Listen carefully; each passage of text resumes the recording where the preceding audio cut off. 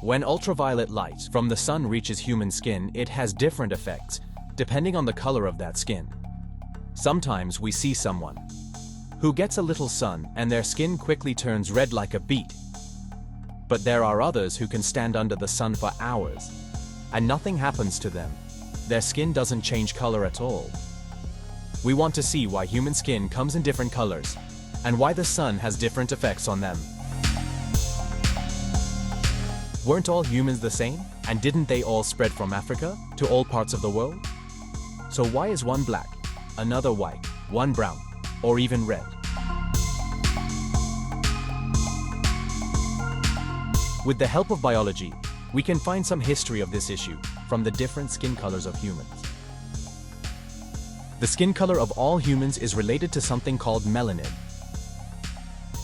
Melanin is a comprehensive term that relates to the natural pigments of many organisms. Melanin not only determines the skin color of humans and many other creatures, but also affects hair color. The combination of colors that form skin and hair color exists in human skin cells, which are called melanocytes. The concentration of melanocytes in the skin and hair of different races is the same. But the difference in skin and hair color among different races is due to the variation in pigment production by these melanocytes, which depends on race, genetic factors, hormonal factors, and the amount of sun exposure. Melanin is usually the same between white and black skin and can change hair color from pure black to a blonde that is almost white. But there is a unique melanin here that causes red hair and can create freckles on the skin. The various human skin colors and hair colors have not always been like this. We need to go back about 50,000 years. Scientists say that around this time, meaning between 50 to 100,000 years ago, humans stepped out of Africa. They spread into Asia and Europe. 100% of humans came from Africa, so since they lived near the equator, they were all under the sun and all had deep, dark skin. Let's take a moment to come to the present time and look at a white-skinned person. A very fair-skinned person, for example, someone from Scandinavia, if they come south and stay under the sun, the ultraviolet light, or UV, from the sun starts damaging the skin of this fair-skinned person. These ultraviolet rays, or UV, are damaging the DNA of the skin cells of that fair-skinned person. First, the skin starts to turn slightly red, and it kind of burns and hurts. If this person doesn't protect their skin against the sun, these burns will eventually lead to skin cancer. Nowadays, of course, there are sunscreens, and we can easily protect our skin against the sun. But how did early humans survive without sunscreen, and why didn't cancer take them down?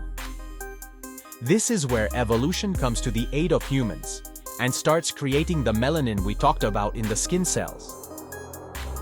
The percentage of melanin in human skin determines the level of protection from UV or ultraviolet rays.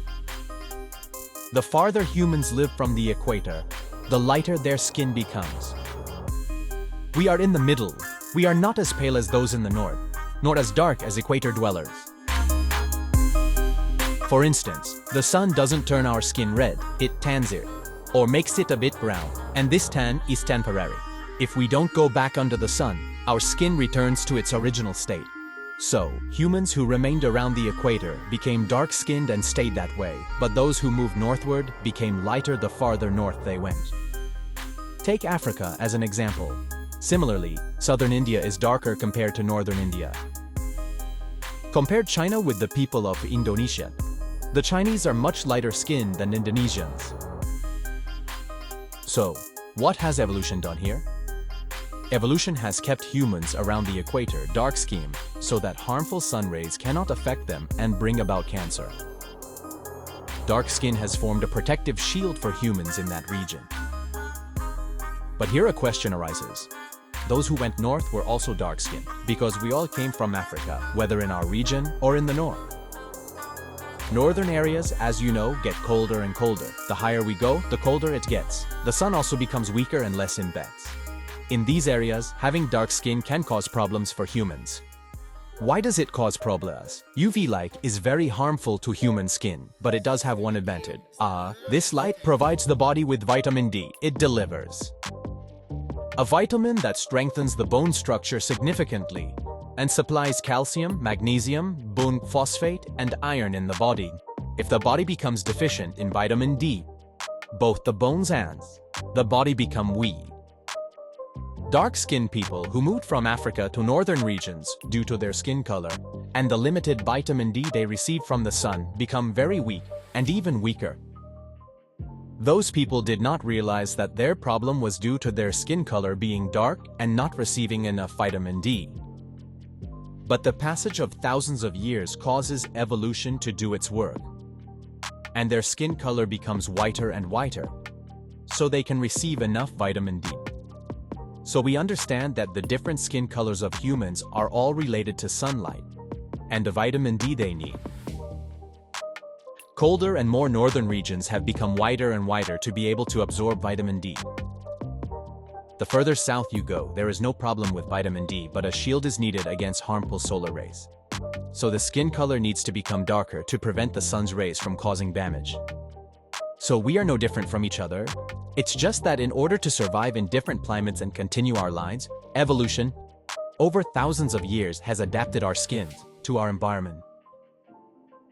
If you take a white person from the northern hemisphere and bring them to the equatorial region and have them live like the local, they will, for example, develop skin cancer and die within a few years.